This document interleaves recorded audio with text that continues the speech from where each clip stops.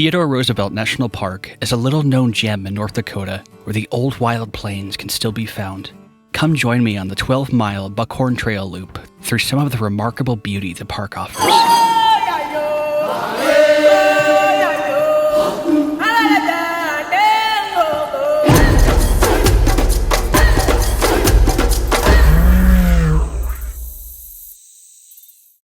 The main Buckhorn Trail entrance can be found 1 mile from the Northern Parks Visitor Center. Park on the right and start working your way uphill.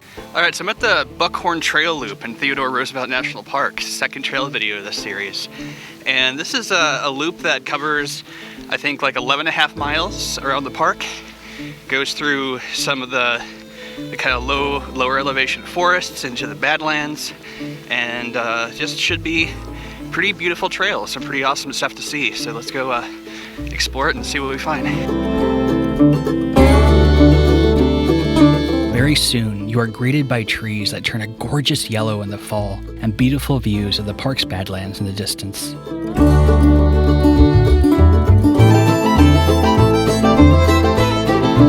Scattered through the park, you will find numerous pieces of petrified wood, ancient remnants of long-gone worlds.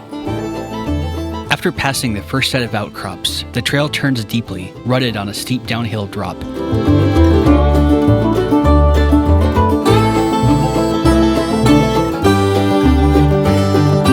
Often, it felt like I was walking through multiple worlds, plains, forests, and badlands, all mixing together to form a unique beauty.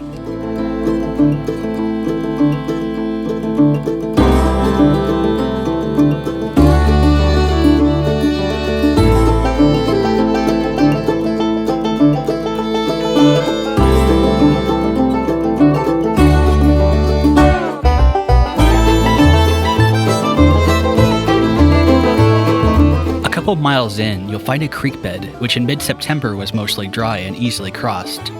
But don't. Okay, so word of advice on this trail. There's a lot of little bison side trails that you'll find. There's a creek that I was just at, and I kind of followed a bison trail that goes up on the other side of the creek and out a ways. So my word of advice when on the Buckhorn Trail is look around for these little signposts up here and try not to go on the bison trails because they'll lead you in the wrong direction. Thankfully, I had a trail map app thing on my phone, so I was able to kind of re-navigate my way back to the trail and get myself pointed in the right direction. So that's another thing I would highly recommend picking up. The signposts are important markers on a trail that frequently blends into bison paths. Learning how to spot them can be a tremendous help, and sometimes they can hold surprises. So that there on that post is bison hair, not to unintentionally rhyme or anything. So basically bison, often to get rid of little things that are burrowed on them, biting them, flies, stuff like that. If they see a post like that, they might kind of go by it and kind of rub their sides and head against it a bit. And they will sometimes deposit hair on the surfaces that they rubbed on. If this was actually bear country, I would be inclined to think it's possible that it was bear hair, but there's tons of bison tracks, and as far as I know, no bears in this part of North Dakota. And bison hair, as an aside, is a crazy, crazy effective insulator. There's a reason that their hides served as blankets for thousands of years when the plains natives would use bison as an essential part of their daily existence, and they would make bison robe coats and things like this. And so it's an amazing insulator. You look at bison in Yellowstone, and the reason that their faces will be covered in snow is that their fur is such an effective insulation that the heat never escapes to melt the snow, which is why they'll have this kind of external covering. So it's a visual indicator of how amazingly effective bison fur is as an insulator.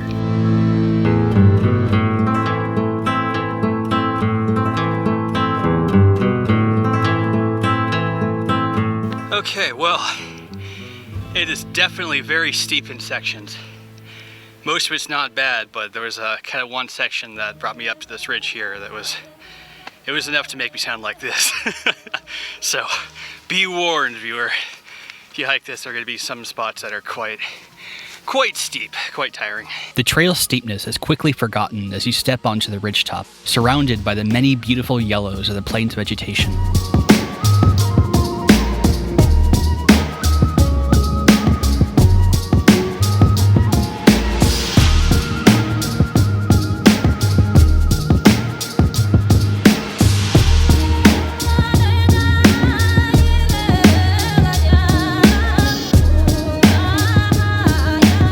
As you walk through the plains, pay attention to the many ways that bison affect the landscape, from their grazing to their dusty wallowing.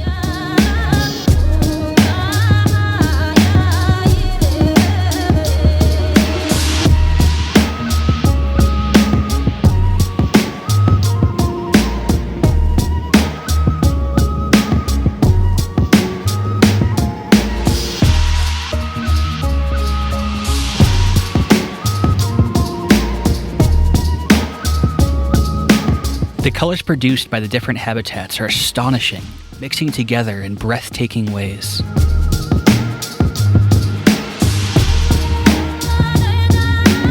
The colors of the badlands outcrops are also striking and form countless beautiful patterns as nature erodes them away.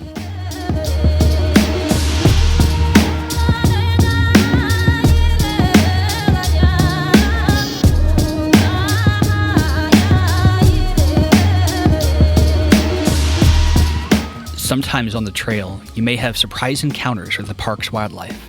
So the bull bison up there is probably maybe like 100 meters away.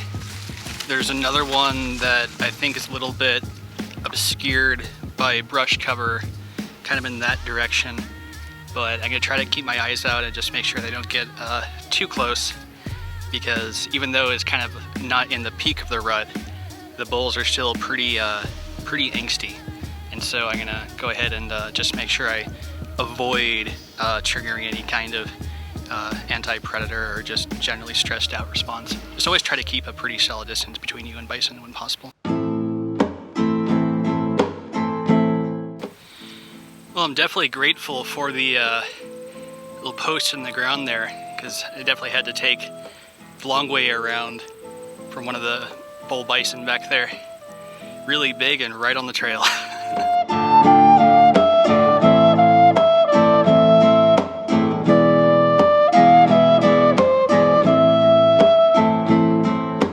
Well, after a bit of wandering back and forth, finally spotted a post in the distance there so I can get back onto the trail. There's so many of these kind of random bison trails spread throughout here that it can take a little bit to reorient yourself.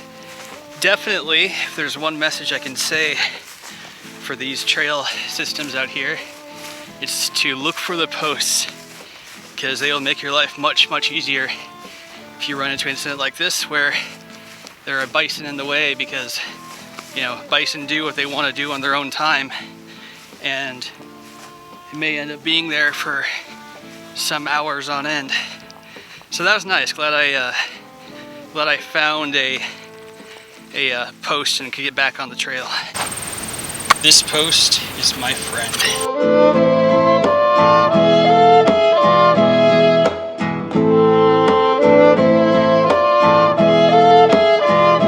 Well, it looks like we've got a herd of bison back over that way. Thankfully, I don't think they're clustered around the trail, which helps a great deal.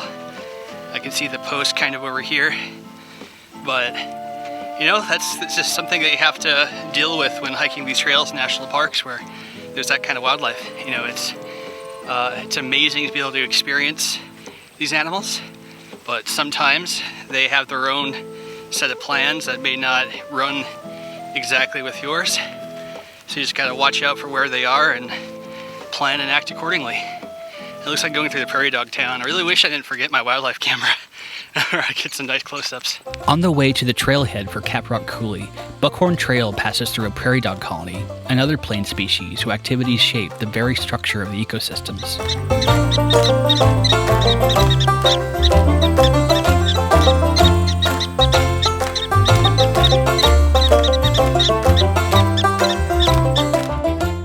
You know, I actually really love that I can experience places where the old plains feel like they're still present. Like, I've seen paintings of like old buffalo herds covering the landscape. And while this isn't nearly the same extent, there is something just amazing about seeing prairie dog colonies and then groups of bison in the background, and especially with just how, you know, incredibly the wildness of North Dakota has disappeared. All of the oil wells and other things that just litter the landscape. It's really, really nice to have a section of North Dakota that really makes it feel like I'm out at the Great Plains and represent what the Great Plains should be, at least to an extent. The deep guttural sounds of bison remind me of their profound place in the plains ecosystems. The plains are most truly whole where they roam.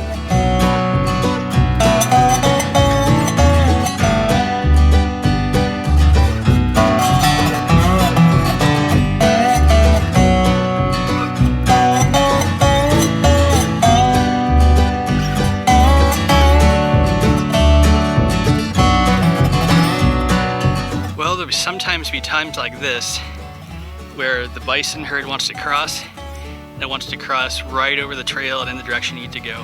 So in cases like that, there's really no going around them. You're just gonna have to wait and watch them. Which is not a hard ask, they're pretty amazing animals.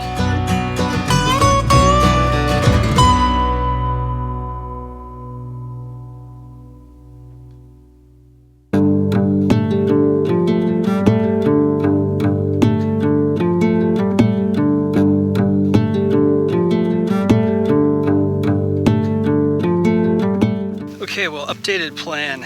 Some of the bison, I have a feeling, aren't going to be moving out of that area for quite a while.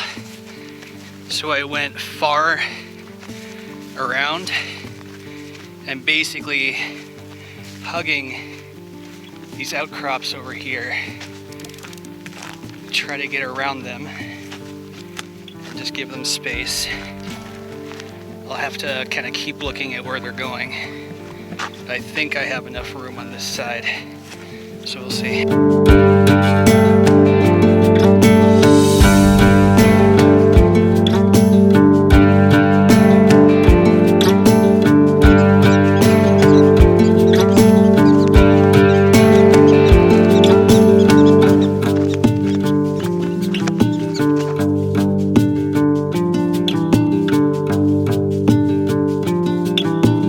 All right, made it through.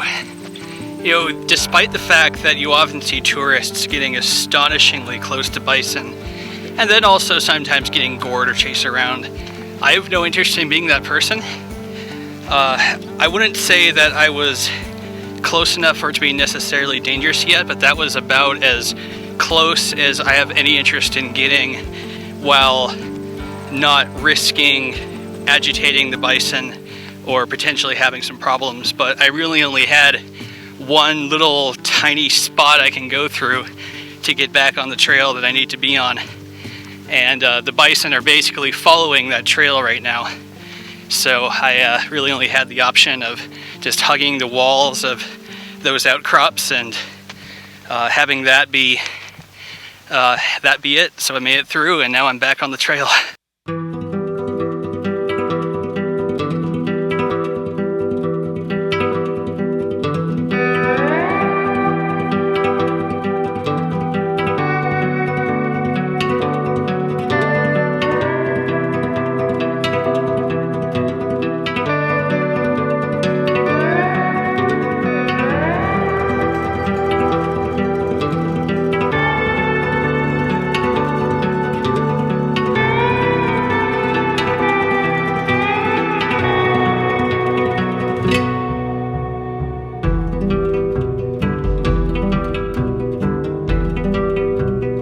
Okay, so the area of that trail past the Caprock Coulee Junction gets really confusing, and I have to admit I spent the last maybe 20 minutes definitely not on the right trail but going the right way, and eventually I found a random post out there, and that has put me back on the trail. But if you take the Buckhorn Trail, just be prepared to kind of get lost here and there, and then just refine your way by following the road. As long as you're basically in that general area by the road, you'll start to see various posts like this thing right here, and that will get you back on the path. So I'm officially ready to go again.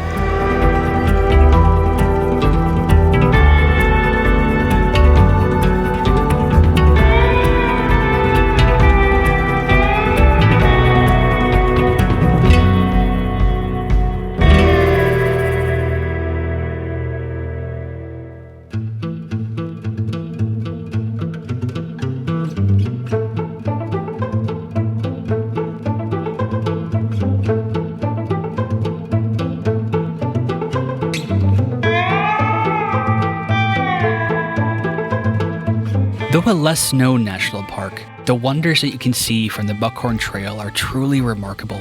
Beauty in the small and beauty in the grand and epic. The Theodore Roosevelt National Park is truly an amazing place, and one I was grateful to wander in.